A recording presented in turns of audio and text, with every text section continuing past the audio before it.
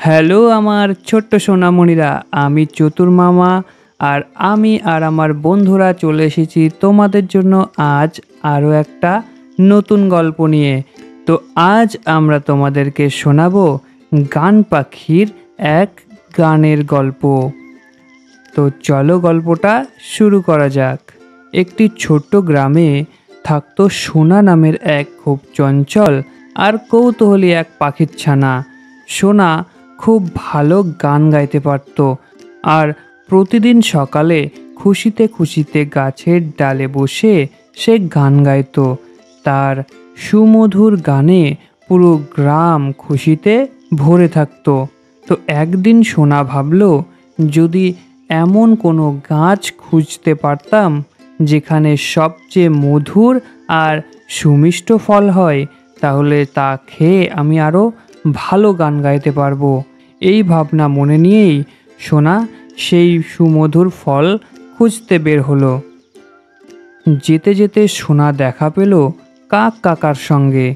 কাক কাকা বলল, যা খুঁজছিস তা খুঁজতে গেলে তোকে অরণ্যের শেষ পর্যন্ত যেতে হবে। সেখানেই আছে সেই সুমধুর ফলের গাছ। তখন সোনা খুশিতে উঠতে উঠতে অরণ্যের গভীরে চলে গেল। হাঁটতে হাঁটতে খরগোশ মামা আর কচ্ছপ কাকার সাথেও তার দেখা হলো।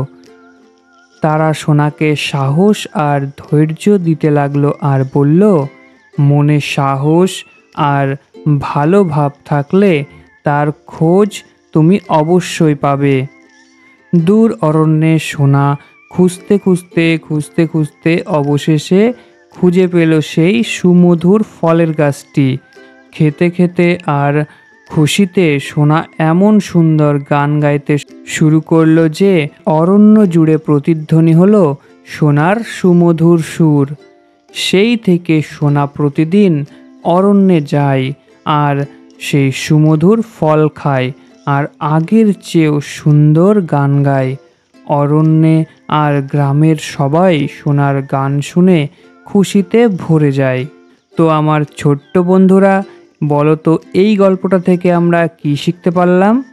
তো এই গল্পটা থেকে আমরা শিখলাম যে ধৈর্য আর সাহস থাকলে খুঁজতে খুঁজতে আমরা ঠিকই ভালো কিছুর খোঁজ পাই।